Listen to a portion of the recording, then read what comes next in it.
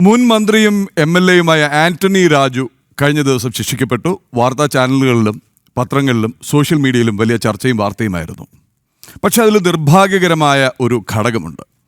അത് ട്രോളായി, തമാശയായി, കേവലം ഒരു ജട്ടി കേസ് മാത്രമായി മാറുന്നുവോ എന്നൊരു സംശയം. ഇത് അതിനൊക്കെ അപ്പുറത്തേക്ക് ഭാരതീയ നീതിന്യായ വ്യവസ്ഥയെ വെല്ലുവിളിച്ചുകൊണ്ട്, പണവും സ്വാധീനവും അധികാരവും ഉപയോഗിച്ചുകൊണ്ട് അതിന് വെല്ലുവിളിക്കാൻ നടത്തിയ ശ്രമം ഒരു ഭാഗത്ത്.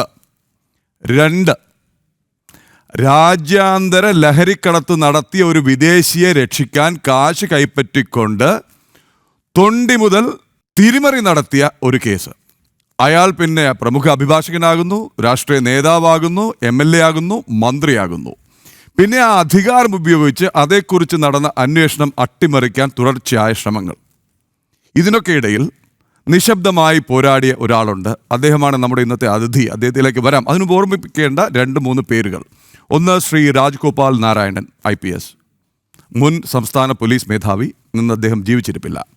2, മറ്റൊരു മുൻ പോലീസ് മേധാവി ശ്രീ TP സെൻകുമാർ.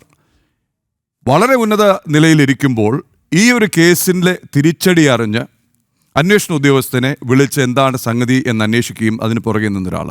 3, അനിൽ ഇമ്മാനുവൽ എന്ന മാധ്യമപ്രവർത്തകൻ.